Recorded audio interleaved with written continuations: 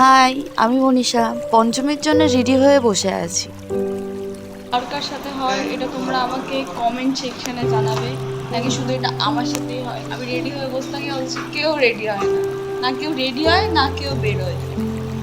আমার শুধু শুধু রেডি হয়ে বসে থাকা হয় অ্যাজ ইউজুয়াল। যাই হোক, অনেক প্রতীক্ষার অবসান ঘটিয়ে আমার দাদা মেনলি ওই লেটটা করে।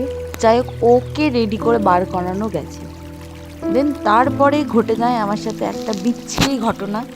সেটা হচ্ছে, আমি আমার দাদাকে বলেছিলাম জাস্ট একটা ফটো তুলে দে আমায়, সেটাও আমায় তুলে দেয় না, যার কারণে আমার মুডটা নষ্ট হয়ে যায়। দেন তারপর আমি আর কোনো ঠাকুর ঠিকঠাকভাবে না দেখতে পারি, না এক্সপ্লোর করতে পারি। আমার দাদা হচ্ছে এমন একটা মানুষ যে চাইলে তোমার মুডটা সেট করে 1 সেকেন্ডে নষ্ট করে দিতে পারে, সেটা যে কোনো পরিস্থিতিতেই হোক না কেন। যাই হোক, আমার পঞ্চমীটা এরকম জঘন্যভাবে কাটে। তারপর বাবা অনেক বোঝানোর পর আমার যখন মাথা ঠান্ডা হয় না, দেন আমার একটা আইসক্রিম কিনে দেয়। সেটা খেয়ে যাই হোক ভাবে কোনো রকম 2-4টে ঠাকুর দেখে আমার মন হচ্ছিল যে এখন আমি বাড়ি গিয়ে ঘুমোবো। আমার ঠাকুর দেখার একটুখানিও মন ছিল না। তো যাই হোক, এইভাবেই কেটে গেল পঞ্চমীটা। দেখা হচ্ছে ষষ্ঠীর মিনি ব্লগ নিয়ে। রাধে রাধে।